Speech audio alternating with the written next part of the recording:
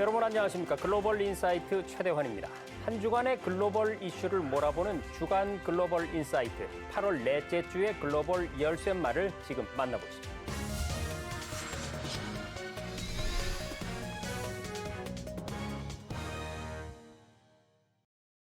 네, 21세기의 가장 큰 안보 위기로 불리는 러시아 우크라이나 전쟁. 오늘은 조금은 더 희망적인 이야기를 나눌 수 있으면 좋겠습니다. 도움 말씀 주실 분으로 한국외국어대학교 재성훈 노학과 교수 나와 계십니다. 교수님 어서 오십시오. 안녕하십니까? 자, 푸틴 대통령이 서방 땅을 밟은 게 우크라이나 전쟁이 발발한 2022년 2월 이후 처음 있는 일입니다. 트럼프 대통령과의 만남도 6년 만이죠. 교수님 먼저 이번 이 미러 정상회담 그 진행 과정을 좀 정리해 주실까요? 예, 8월 15일 날 알래스카의 앵커리지 인근의 그 미군 기지에서 개최가 됐죠. 네. 예, 월 당초에는 이제 정상회담 그리고 확대 정상회담, 오찬 기자회견 이렇게 이어질 예정이었는데 3대3 그러니까 트럼프 대통령과 푸틴 대통령 그리고 이제 그들의 참모 3대3 포맷으로 회담을 진행해서 3시간 만에 거의 3시간 만에 이제 좀 짧게 끝났습니다. 네. 근데 회담의 배경을 좀 우리가 봐야 되는데요. 미국 같은 경우에는 대러 제재를 위협을 했는데 대러 제재 효과를 확신할 수가 없는 상황이었고요. 또 러시아 입장에서는 제재 압박과 휴전에 대한 압박에서 좀 벗어나되 트럼프 대통령과의 우호적인 관계를 좀 유지하고 싶었습니다. 네. 그래서 이 정상회담이 성사될 수 있었던 것 같습니다. 네. 자, 이 미러 정상회담 이후에 나온 저간의 평을 종합을 좀 해보면 이번 미러 정상회담은 푸틴 대통령에게 어떤 외교적 승리를 갖다 준 게 아니냐 이런 평가들이 좀 우세하더라고요. 예. 일단 누가 봐도 이 트럼프 대통령이 푸틴 대통령을 굉장히 환대하지 않았습니까? 그렇죠.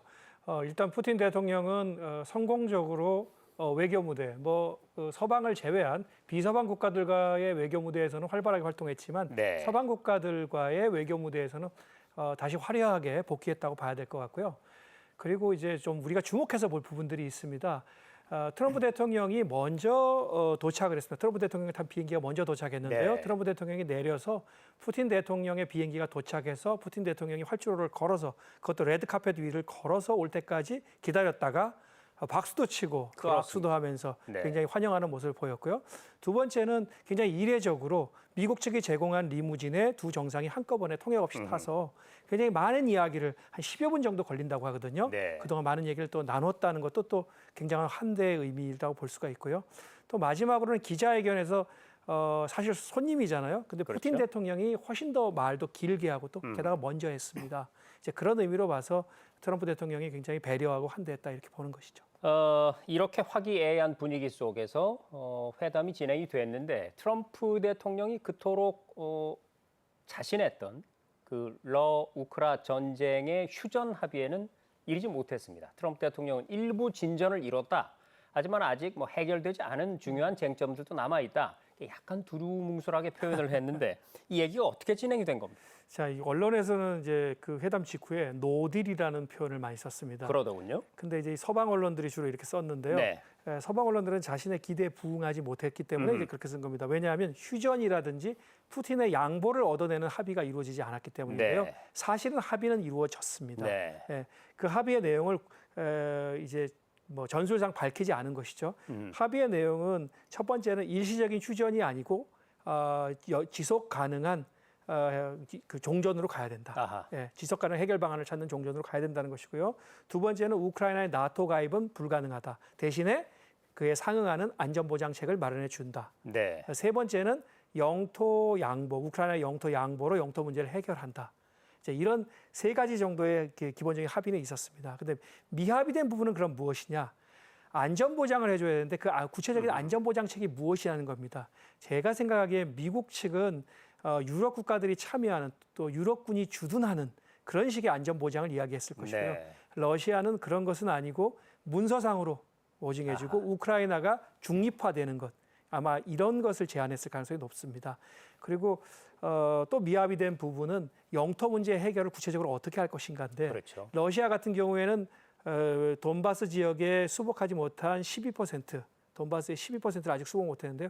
그 영토를 러시아가 그 양도 받는 것으로 이 전쟁을 끝내겠다라고 했을 텐데 미국 같은 경우에는 영토 교환이 반드시 이루어져야 된다. 이렇게 주장했을 가능성이 높습니다. 자, 지금 돈바스 지역 얘기를 교수님께서 해주셨는데요. 네. 우크라이나 동부의 이 돈바스 전역을 내놓으라 이런 푸틴 대통령 협상안이 공개가 되니까 우크라이나에서는 그야말로 격렬한 반발이 일어났습니다. 푸틴이 돈바스를 요구하는 건 우크라이나의 수도를 포기하라는 것과 마찬가지다. 뭐 이런 얘기까지 하던데 이렇게까지 얘기하는 이유는 뭔가요? 그 돈바스가 가지는 그 의미가 크기 때문일 것 같습니다. 사실 이 돈바스 지역, 우리 돈바스라고 흔히 얘기하는데 우크라이나 동부의 두 개의 주를 일컫는 말입니다. 흔히 네. 루한스크 주와 도네츠크 주인데요. 이 지역이 면적이 한반도의 약 24% 정도 됩니다. 네. 예. 참고로 이제 우크라이나 영토는 한반도의 한 2.7배 정도, 3배 정도 되거든요. 네. 예. 러시아 제국이 18세기 후반에 예카제리나 대제 때 편입한 지역입니다. 사실 그래서 우크라이나와 역사적인 연고가 깊지는 않은 지역이긴 합니다. 네. 굉장히 러시아 제국과의 그 역사적인 연고가 더 깊은 지역인데요. 문제는 이 지역이 굉장히 산업적으로 발전한 지역이라는 겁니다. 소련 시절부터 석탄 생산의 거의 절반 이상을 여기에서 했습니다. 그리고 광물 자원도 풍부하고요. 게다가 제철이라든지 중공업, 기계공업 이런 부분에서 우크라이나 전체에서 가장 발전된 지역입니다. 그러니까 산업의 중심지인 거죠. 대체적으로 우크라이나는 또 동남부 지역은 공업의 중심지, 그다음에 중서부 지역은 농업 중심지로 보거든요. 네. 그러니까 산업 중심지를 통째로 내주는 그런 상황이 벌어지게 되는 것이죠. 게다가 또 교통의 요지입니다.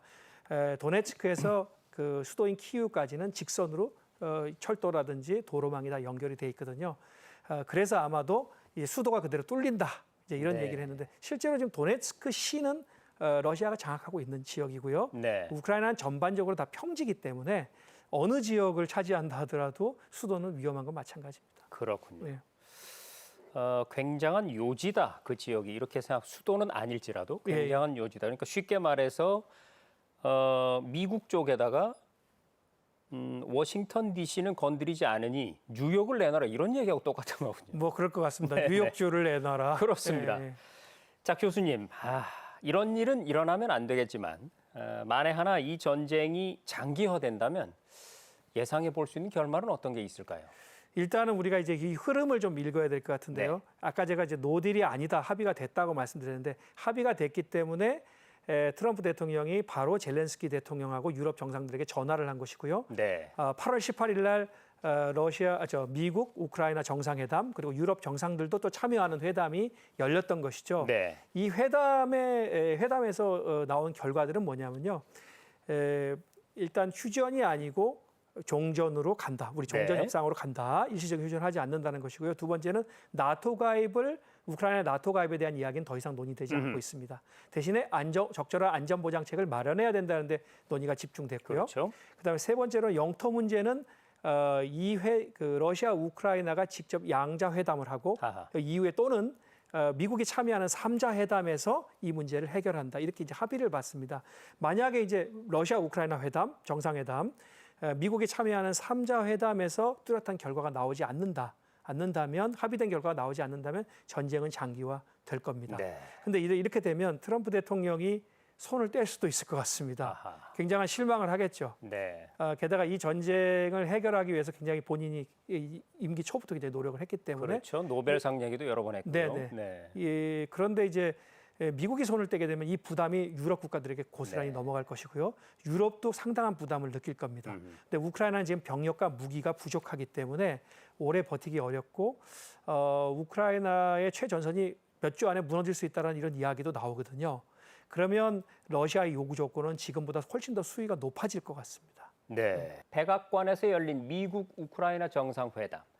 그런데 여기에 유럽 정상이 무려 7명이나 따라 나섰습니다. 네. 이들의 동행은 트럼프 대통령과 젤렌스키 대통령의 정상회담을 하루 앞둔 17일에 급박하게 결정이 됐는데 교수님, 이렇게 여러 정상들이 따라붙은 배경은 뭘까요? 첫 번째는 아마도 뭐 기억하실 것 같은데요. 젤렌스키 대통령하고 트럼프 대통령 간에 설전이 있었던 백악관 파문이 네. 있었죠. 네. 그게 재현될 수도 있다라는 우려가 있었을 것 같습니다. 혹시라도 젤렌스키 대통령이 좀 흥분을 해서 트럼프 대통령의 심기를 좀 건드린다든가 아하. 또는 이제 트럼프 대통령이 젤렌스키 대통령에게 굴욕감이나 그렇죠. 모욕감을 지나치게 준다든가 양복도 없냐? 뭐 이런. 네, 예. 그런 걸 준다든가 이런 것을 좀 우려한 게 첫 번째 측면이고요. 두 번째 측면으로는 지금 이대로 종전 협상에 들어가게 되면 유럽은 아무것도 얻는 것이 없습니다. 아하. 예. 지금도 이제 유럽은 협상에 3자가 아니고 4자가 참여해야 된다는 주장까지도 하고 있거든요. 네. 예. 유럽 국가들은 엄청나게 우크라이나를 지원했습니다, 그동안. 네. 그런데 미국은 경제적인 이익을 챙겼습니다. 트럼프 대통령이 우크라이나와 광물 개발 협정도 체결했죠. 그래서 지금까지 지원한 그 지원금을 회수할 방안도 마련했죠. 게다가 지금 우크라이나에 제공하는 무기는 유럽 국가들이 구매해서 우크라이나에게 제공해 주는 것이 됐습니다. 네. 그러다 보니까 미국 입장에서 또 트럼프 대통령 입장에서는 경제적인 이권을 챙겼죠. 근데 유럽 국가들은 경제적인 이권을 아무것도 챙기지 못했습니다. 그렇군요. 그래서 이 종전 논의에서 본인들이 빠지면 안 된다고 보는 것이죠. 그렇습니다. 젤렌스키만을 위해서 따라간 건 절대 아니군요. 그런 건 아닙니다. 네. 자, 결국 이 트럼프 대통령은 푸틴에 이어서 젤렌스키 대통령과 만났습니다. 그 회담 결과는 어떻게 정리해 볼 수 있을까요, 교수님? 일단은 가장 중요한 것은 그동안 우크라이나와 유럽 정상들이 주장하던 것은 휴전이었습니다. 무조건 네. 휴전이었거든요. 휴전하고 협상하자는 것이었는데 푸틴 대통령의 설득이 통한 거죠. 러시아 주장이 통한 겁니다.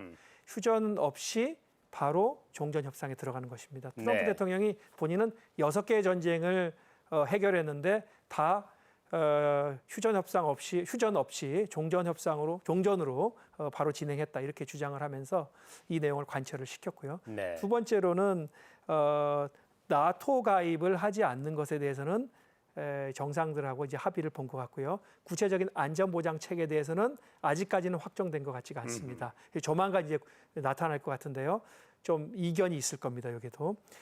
그다음에 이제 세 번째 영토 양보 문제는 러시아 우크라이나 정상회담 또는 3자 정상회담에서 논의하겠다. 민감한 영토 문제는 거기서 논의하겠다라고 했기 때문에 적어도 한 3가지 정도 아주 기본적인 것은 합의가 끝난 것 같고요. 네. 이후에 이제 회담의 프로세스를 봐야 합니다. 네. 그럼 교수님 제가 궁금한 거 하나만 더 여쭤볼게요.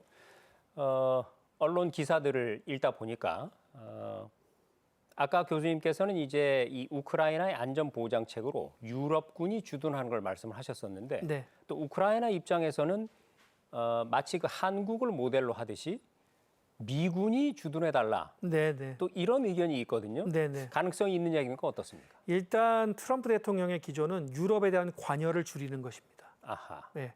그리고 이번 회담에서 미국이 얻은 미러 정상회담에서 미국이 얻은 가장 큰 이익은요. 전쟁의 당사국에서 중재국 지위로 바뀌었다는 겁니다. 네. 그러니까 러시아가 이제 적대국이 아니고 중재국이라는 걸 인정해 준 셈이 됐습니다. 네네. 게다가 미국이 지금 철수한다고 하더라도 빠진다고 하더라도 미국의 전략적 패배로 기록되지 않게 됐습니다. 그렇기 때문에 트럼프 대통령이 다시 미군을 주둔시키는 것에 대해서 주저하는 것 같고요. 아하. 근데 유럽은 강력하게 그걸 원하고 있죠. 그러니까 러시아는 나토군은 절대 안 된다라고 지금 오늘도 자하로바 외무부 대변인이 강하게 얘기를 했습니다. 그래서 이 문제가 계속 첨예한 문제가 될 것 같습니다. 그렇네요. 이렇게 여러 어떤 그 세력의 의견이 엇갈리고 속내가 엇갈리는 와중에 이제 미러 우크라이나의 3자 회담이 곧 열릴 것이다. 이렇게 네. 트럼프 대통령이 얘기를 했습니다. 예, 러시아 우크라이나 회담은 8월 말까지는 개최되기를 희망한다고 했습니다. 네, 이렇게 되면 이제 진짜 종전으로 갈 수가 있을지, 종전으로 가기 위해서 앞으로 남은 어떤 이 분수령들은 어떤 게 있을지 마지막으로 험난합니다. 정리를 좀 너무 해주시죠. 험난합니다. 예, 제가 이제 요약을 해서 네. 안전보장책하고 영토 문제 두 가지가 이제 핵심이라고 말씀을 드렸는데요. 네, 일단은 젤렌스키 대통령인 그 투레벨 게임이라고 합니다. 그러니까 외부의 협상 파트너가 있고요, 협상 상대방이 있고요, 내부에서도 협상을 해야 합니다. 아하, 내부의 이제 민족주의적인 정서를 어떻게 누를 것인가. 네네. 나토 가입과 그 다음에 영토를 되찾겠다는 그런 약속을 했는데 그걸 어떻게 누를 수가 있을까? 그러려면 충분히 젤렌스키 대통령 명분을 축적해야만 될 겁니다. 네. 만약에 종전하고 싶은 의지가 있다면요. 게다가 우크라이나 헌법에 따르면요, 영토의 변경은 국민투표를 하게 돼 있습니다. 아, 국민 투표를 거쳐야 하거든요. 근데 국민 투표를 하게 된다는 것은 대선을 하게 된다는 의미랑 같습니다. 대선도 네. 할 수 있는 것이죠. 네. 지금 젤렌스키 대통령은 법적인 임기는 만료됐고 계엄령 하에서 임기를 연장하고 있는 것이거든요. 네. 젤렌스키 대통령은 국내 정치적인 문제로도 머리가 지금 복잡할 것입니다. 그렇군요. 예, 그 다음에는 러시아가 이제 외국군의 주둔의 불가 그리고 이제 영토 교환 불가를 얘기하고 있기 때문에 러시아가 부가적인 또 조건을 걸 수도 있습니다. 예를 들자면 지금 언론에 나오는 것으로는 뭐가 있냐면 러시아어의 공용어 지위를 복원시켜라. 네. 그리고 러시아 정교회의 자유를 회복시켜줘라. 이런 추가적인 요구들이 나오게 되면 협상은 점점 더 어려워지지 않을까 싶습니다. 네. 험난한 길이 예정돼 있는 것 같습니다. 3년 반의 전쟁 동안에 최소 24만 명에서 최대 40만 명이 전사를 했습니다.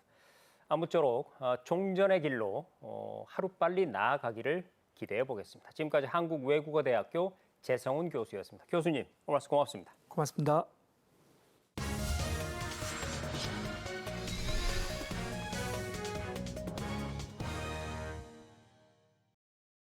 네, 트럼프 미국 대통령의 강력한 관세 압박이 한켠에선 새로운 연대를 만들어내고 있는 형국입니다. 한성대학교 사회과학대학의 김두원 겸임 교수 나왔습니다. 교수님 어서 오십시오. 안녕하십니까?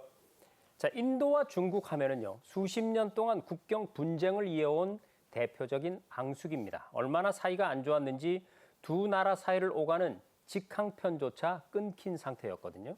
그런 두 나라가 최근에 다시 손을 맞잡고 관계 개선에 나섰습니다. 교수님, 그 이유가 어디에 있나요?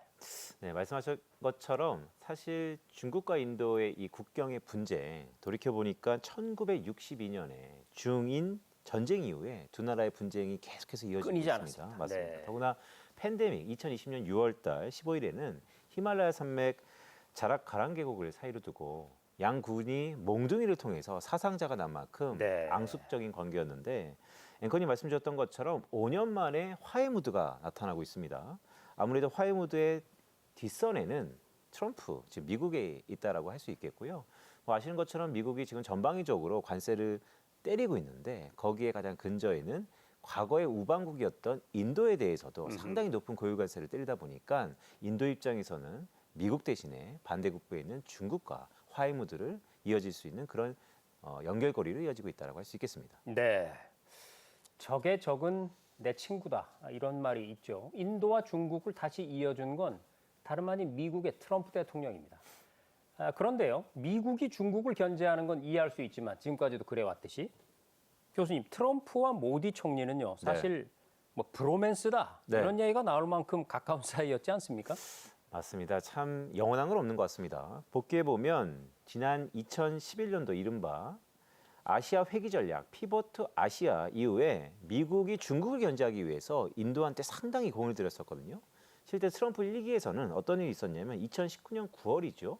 미국의 텍사스주 휴스턴을 방문해서 모디 총리가 당시 트럼프와 5만여 관중 앞에서 두 손을 맞잡으면서 네. 사실상 트럼프 1기의 선거운동을 사전에 도와줬던 그런 브로맨스 사이였는데 아니나 다를까 모두에 말씀드렸던 것처럼 미국 트럼프 2기에 들어서는 이 상호 관세가 과거의 브로맨스였던 나의 친구 모디로 하여금 지금은 적대적인 감정을 드러내게 할 수 있는 그런 계기였다라고 할 수 있겠습니다. 네.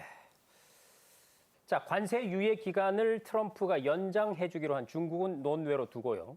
미국이 유독 관세 폭탄을 안긴 나라들이 또 있습니다. 바로 브라질 그리고 남아공인데 이들의 공통점 역시 브릭스 회원국이라는 겁니다.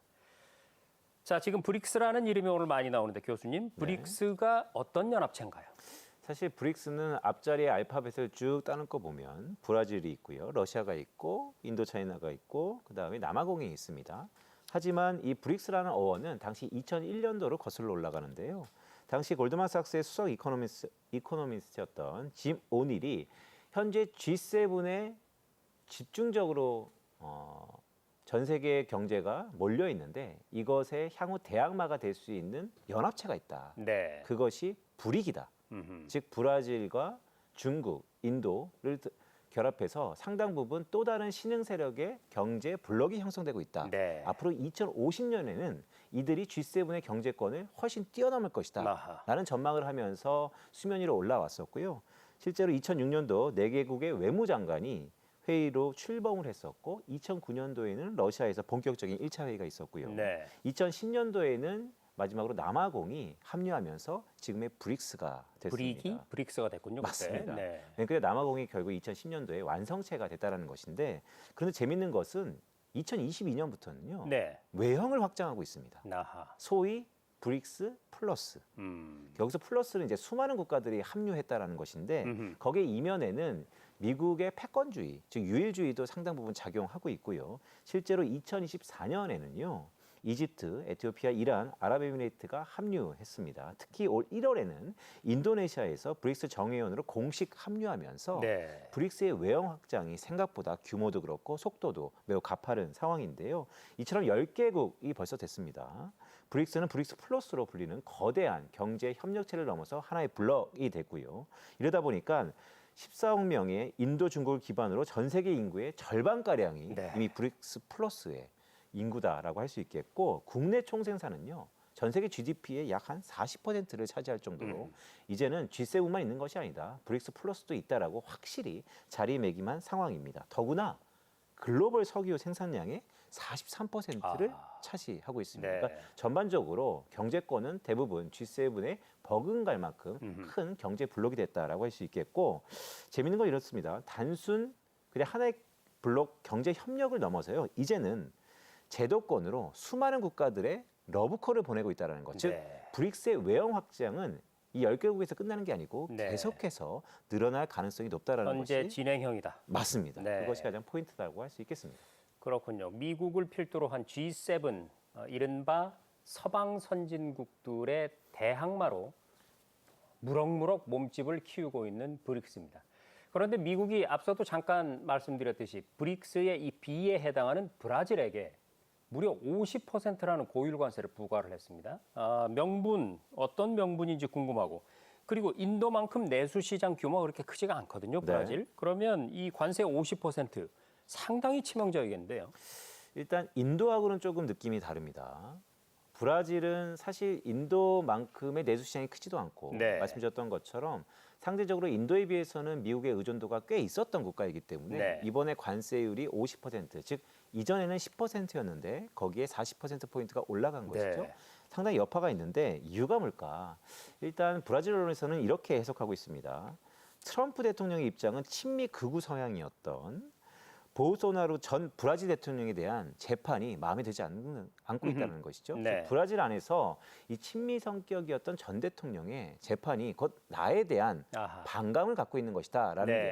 게 표면적인 이유가 될 수 있겠고 하지만 그 근저에는요. 역시 브릭스입니다. 브릭스의 일원으로서 브라질이 상당히 자리매김, 즉 어느 정도 위치를 포지셔닝하는 것이 미국으로 하여금 불편했다라는 것이 최근의 컨센서스이고요. 또한 브라질은요. 세계 시장 점유율 1위가 갖고 있는 수출 품목이 있습니다. 그게 커피입니다. 그렇죠. 전 세계에서 39%의 커피 생산국인데 브라질에서 30만 개의 커피 농가가 있거든요. 네. 그중에 약 75%가 소규모 농가입니다. 그러니까 미국의 관세에 치명적이라는 것이죠. 따라서 브라질 입장에서는 더구나 이 브라질의 커피가 대부분 미국으로 가는데 미국 입장에서 높아진 관세율 때문에 브라질 커피의 수입을 줄인다면 브라질의 경제에도 상당한 타격입니다. 네. 트럼프 대통령이 브릭스를 경계할 수밖에 없는 또 다른 이유가 있다고 합니다. 영상으로 한번 들어볼까요? They have BRICS, which is basically a group of countries that are anti the United States, and India is a member of that, if you can believe it. And it's an attack on the dollar, and we're not going to let anybody attack the dollar. So it's partially BRICS and it's partially. 자, 여러분도 들으셨듯이 여기서 우리는 달러라는 단어에 주목하게 됩니다. 브릭스가 미국의 달러 패권에 도전한다. 이게 구체적으로 교수님 어떤 의미일까요? 사실 지금 미국의 패권국이 무엇에 의해서 패권국의 지위를 유지할 수 있을까? 아하. 가만 생각해 보면 생각이 꼬리를 무는 것이 달러입니다. 달러다. 네. 전 세계 모든 것들을 특히 에너지를 구입할 때 달러로 해라. 페트로 달러라는 것도 여기서 연장된 것이죠. 네. 하지만 이런 브릭스의 경제 규모, 즉 경제 블록화가 커지다 보니까 굳이 달러를 사용하지 않고도 네. 자체적으로 물물 교환이 가능한 그런 시대가 이미 도래했다는 것이죠. 미국 입장에서는 상당히 불편한 상황이고요. 네. 실제 통계를 보면 이렇습니다. 브릭스가 미국이 주도하는 사실 이 러우 전쟁이 매우 중요한 트리거였는데 러우 전쟁이 발발한 다음에 미국이 러시아를 제재하는 데 있어서 가장 강력하게 모든 자산을 동결시켰는데 그것이 표면적으로 나타나는 게 우리 스위프트 체제라 그래서 국제은행 간 통신협회, 즉 국제 간의 거래를 하려면 이 스위프트망을 반드시 통해야 되는데 이것은 미국이 과연 뒤에 있거든요. 따라서 여기에 러시아를 퇴출시키면서 아무것도 못하게 만들었던 이 사례, 이것이 중국을 비롯해서 브라질을 비롯해서 반미 세력, 반미 국가 이런 국가들에 의해서 상당히 위협감이 나타나고 있다는 것이죠. 따라서 모두에 말씀드렸던 것처럼 이미 브릭스 플러스 전 세계 GDP의 40%에 육박하는 경제 규모, 그들의 로컬 통화, 지역 통화, 그들의 현물 통화를 가지고 이 달러의 패권에 상당히 도전하는 듯한 모습을 보이고 있고 트럼프 대통령은 예전에 이런 얘기를 했었습니다. 달러 패권에 도전하면 관세율 100%를 부과할 것이다. 네. 강대 강의 입장이 6건이 지속되고 있습니다. 조만간 우리가 인도와 중국, 브라질 이런 나라들을 여행할 때 브릭스화만 가지고 있으면 어디서든 통용되는 그런 시대가 곧 올 수도 있겠군요. 자, 앞으로도 트럼프 대통령의 전방위 압박은 계속 이어질 걸로 보입니다. 그러면요, 교수님이 예언자는 아니지만 앞으로 이 브릭스의 결속, 트럼프 대통령에 맞서서 결국 느슨해져 버릴까요? 아니면 더 공고해질까요? 어떻게 보십니까? 매우 중요한 질문이십니다. 생각을 좀 해보면요. 사실 공은 트럼프에 달려 있는 것 같습니다. 트럼프가 과연 이 아메리칸 퍼스트, 메이크 아메리칸 그레이트 어게인, 마가 이 프로젝트를 그만할 것이냐, 네. 중단한다면 좀 더 느슨해질 수 있을 것 같은데 최근에 트럼프 행정부의 행보를 보면 더 강하게 압박할 개연성이 높아 보입니다. 그렇다면 자연스럽게 반대급부에 있는 브릭스도 견고해질 가능성이 좀 높다라고 보고 있고요. 또한 예전하고 많이 달라졌던 게 미국이 여전히 경제 패권국이지만 제재를 한다 그러면 그의 빈자리를 작게나마 중국이 어느 정도 보완하고 있다는 거. 따라서 이 트럼프의 강한 압박 이면에는 이 브릭스 체제의 견고함이 나타나지 않을까라고 생각하고 있습니다. 네, 그럼 마지막 질문 드리겠습니다. 우리 경제는 사실 수출 의존도가 높은 만큼 대외 환경 변화 상당히 민감할 수밖에 없습니다. 지금 이렇게 급부상하고 있는 브릭스에 대해서 우리는 어떤 전략적 접근을 해야 될까요? 사실 우리가 참 곤욕스러운 상황에 있습니다. 경제적으로 보면 여전히 미국 중심의 경제 메커니즘이 그렇죠. 이어져야 되는데 실리를 추구하다면 또 브릭스 플러스를 무시하지 못하는 상황입니다. 다음 주에 있을 한국과 미국의 정상회담도 그런 연장선상에서 우리가 바라봐야 되는데요. 공교롭게 한국 정부가 취할 수 있는 거, 과거 역사를 보면 이럴 때 과연 우리 정부가 언제 어떠한 전략으로 빛났나? 실리 외교입니다. 그렇습니다. 결국 다자간 협력, 원하는 건 취하고 실질적인 실리 위주로 어렵지만 다자간 외교와 협력을 통해서 이끌어간다면 지금의 위기가 우리에겐 기회가 될 수 있다는 생각입니다. 네, 잘 알겠습니다. 부상하는 브릭스가 세계 질서를 어떻게 바꾸어 나갈지 우리는 잘 지켜보면서 실익을 거둬야겠습니다. 지금까지 한성대학교 김두원 겸임 교수였습니다. 고맙습니다. 고맙습니다.